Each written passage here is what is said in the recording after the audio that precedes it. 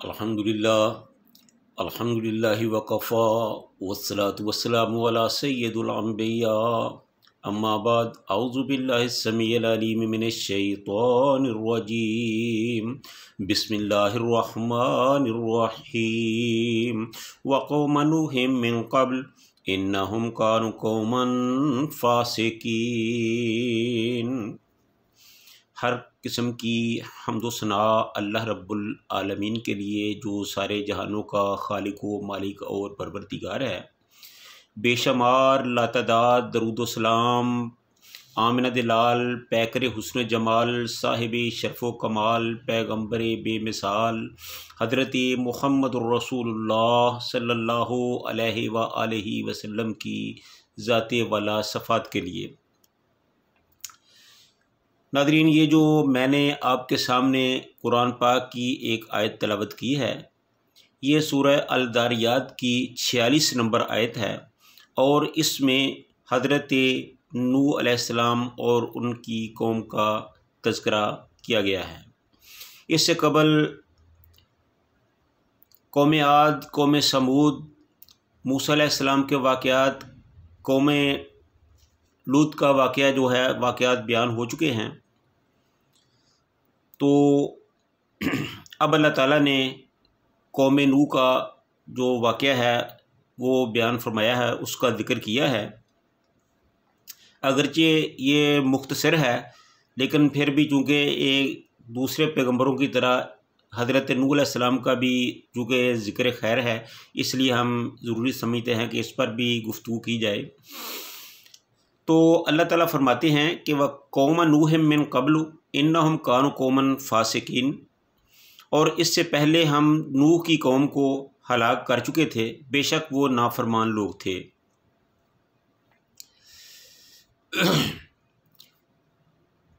ये अल्लाह ताला का तरीक़ा है, अल्लाह ताला की सुन्नत है कि वो हर कौम की तरफ एक नबी भेजता है, पैगंबर भेजता है, रसूल भेजता है, ताकि उनकी खैर के लिए, उनकी इस्लाह के लिए काम किया जा सके, उनको भटके हुए रास्ते से सीधे रास्ते पर लाया जा सके और दोज़ख के अज़ाबों से बचाकर जन्नत का राही बनाया जा सके।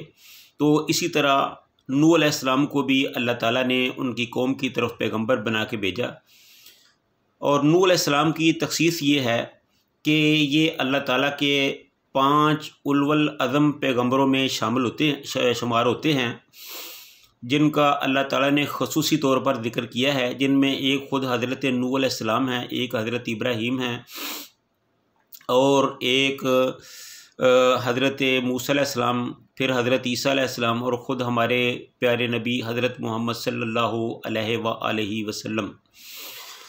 तो इस सिलसिले में नूह अलैहिस्सलाम दूसरों से मुमताज़ कुछ इस हवाले से हैं कि हज़रत नूह अलैहिस्सलाम ने 1400 साल की उम्र पाई और तकरीबन 1000 साल तक अपनी कौम को वाज़ो तबलीग किया और इतनी मेहनत मुशक्क़त तगो-दो के बाद सिर्फ़ 70 या 80 बंदे ही मुसलमान हुए।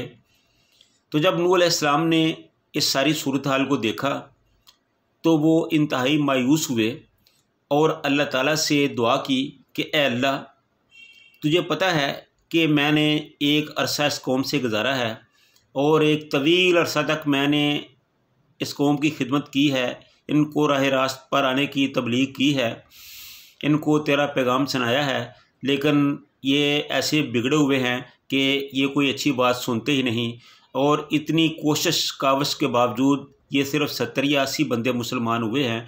और मैं इस नतीजे पर पहुंचा हूँ कि ये जो मेरी कौम है, इसमें इनकी जो आगे आने वाली औलादें हैं वो भी काफिर और फाजिर ही होंगी, इनमें कोई सदार नज़र नहीं आता, तो इसलिए इस कौम को तबाह कर दिया जाए। तो चूँकि अल्लाह इन तमाम मामलात को जानता है, तो अल्लाह ताला ने हज़रत नूह अलैहिस्सलाम की इस दुआ को कबूल फरमाया और नूह अलैहिस्सलाम को हुक्म दिया कि तुम कश्ती बनाओ। चनाचे नूह अलैहिस्सलाम ने एक कश्ती की तैयारी शुरू कर दी। ये बड़े अरसे तक बनती रही क्योंकि कश्ती बहुत बड़ी थी और नूह अलैहिस्सलाम अकेले थे, तो वो आहिस्ता आहिस्ता काम करते रहे। इसके साथ बहुत सी दास्तानें भी जुड़ी हुई हैं, लेकिन हम तवालत की वजह से इस मामले को मुख्तसर करते हैं। तो नूह अलैहिस्सलाम की जब कश्ती तैयार हो गई तो फिर अल्लाह ताला ने इस कौम पर अज़ाब मुसल्लत करने का इरादा कर लिया। तो वो अज़ाब कुछ इस तरह था कि वो पानी का अज़ाब था, पानी से ही ये सारी कौम तबाह हो गई।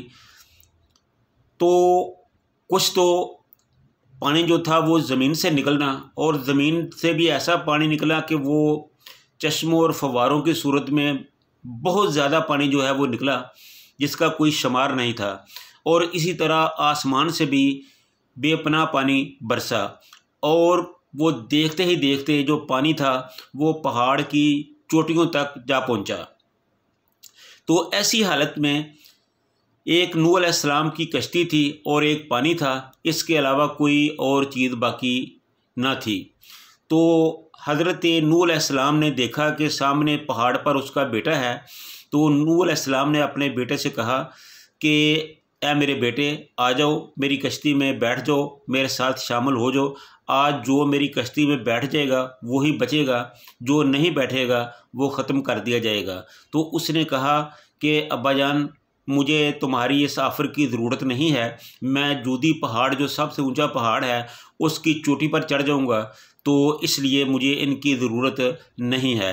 तो इससे कबल हज़रत नूह अलैहिस्सलाम को अल्लाह ताला ने फरमाया कि तुम्हें मानने वाले जितने भी लोग हैं वो सब के सब जो हैं वो कश्ती में सवार हो जाएं, और जितनी भी मखलूक़ात हैं, जितने भी जानवर हैवान हैं, उन सब का जोड़ा जोड़ा कश्ती में तैयार अपना बिठा लिया जाए, ताकि उनकी नस्लें जो हैं वो बाकी रह सके। तो अल्लाह ताला के फरमान के मुताबिक नूह अलैहिस्सलाम ने एक तो तमाम ईमानदारों को कश्ती में बैठा लिया, और फिर उसके अलावा जितने भी जानवर और हैवान थे उनका जोड़ा जोड़ा जो था वो अपने साथ शामिल कर लिया। तो इस तरह नूह अलैहिस्सलाम इन सब को लेकर कश्ती में बैठे, और कश्ती जो थी पानी पे तैरती हुई इधर से उधर जा रही थी। ये अल्लाह के हुक्म के मुताबिक थी, उसकी कोई मंजिल नहीं थी, अल्लाह जिधर चाहता कश्ती को ले जा सकता था। तो नूह अलैहिस्सलाम के जो बेटे का मसला बना, तो नूह अलैहिस्सलाम ने जब बेटे से कहा कि बेटा तुम आ जाओ, तो उसने मानने से इनकार कर दिया कि तुम खामखा मुझे डरा रहे हो, हालांकि ऐसी कोई बात नहीं, मैं जूदी पहाड़ की जो चोटी है उस पर चला जाऊंगा, वहां तक पानी नहीं जा सकता। तो नूह अलैहिस्सलाम ने कहा कि बेटा, आज किसी की अल्लाह के सामने कोई मजाल नहीं कि बात कर सके, आज कोई चीज़ बचने वाली नहीं है, तो इसलिए तुम आ जाओ। तो अभी वो बातें ही कर रहे थे कि पानी की एक मजबूत छल और लहर आई, तो जो नूह अलैहिस्सलाम का बेटा था वो उसके साथ टकराई और वो पानी में गर्क हो गया, और देखते ही देखते वो हलाक हो गया। तो इस अरसे में नूह अलैहिस्सलाम ने अब अल्लाह से ये दुआ की कि अल्लाह, ये मेरा बेटा है, ये मेरा अहल है, इसको बचा लीजिए। तो अल्लाह ने कहा कि ए नूह, ये तेरा अहल नहीं है, क्योंकि इसके जो अमल हैं वो ठीक नहीं है। तो जिसके अमाल ठीक नहीं है वो तेरा अहल किस तरह हो सकता है? जो तुझे भी नहीं मानता, तेरी शरीयत को नहीं मानता, मुझे नहीं मानता, वो किस तरह मतलब तेरे अहल से हो सकता है? तो इसलिए ये तेरा नाफरमान बेटा जो है ये कभी नहीं बच सकता। तो और इसके साथ ये भी कहा कि अगर तूने आइंदा उसके लिए दुआ की तो फिर तुझे भी नुकसान उठाना पड़ेगा। तो नूह अलैहिस्सलाम ने अल्लाह से माफ़ी मांगी, और अल्लाह ताला नूह अलैहिस्सलाम से राज़ी हुए, और इस तरह नूह अलैहिस्सलाम की जो सारी कौम थी वो तूफ़ान में गर्क हो गई, और उनका नामो निशान ख़त्म हो गया। वो सारी की सारी कौम नेस्तो नाबूद कर दी गई। तो नाज़रीन, यही इससे सबक मिलता है कि अल्लाह ताला जो है वो इंसानों को पूरा मौका देता है, अंबिया के ज़रिए, शरीयत के ज़रिए, उलमा के ज़रिए, औलिया के ज़रिए, सिद्दीकीन के ज़रिए, कि वो किसी न किसी तरह कौम सुधर जाए। लेकिन जो बदकिस्मत लोग होते हैं वो कब इन नेक लोगों की बातों पर अमल करते हैं। तो वहाँ भी ऐसा ही हुआ, जब कौम ने नूह अलैहिस्सलाम की बात ना मानी तो अल्लाह ताला ने उस कौम को तबाह बर्बाद कर दिया, और इस तरह कौम नूह के साथ जो था ये मामला बना और उनका काम तमाम हुआ। तो अल्लाह ताला से दुआ है कि अल्लाह ताला हम सब को अपने कुरान पर, इस्लाम पर, शरीयत के मुताबिक ज़िंदगी को गुजारने की तौफ़ीक अता फ़रमाए। व आखिरु दावाना अनिल हम्दुलिल्लाहि रब्बिल आलमीन।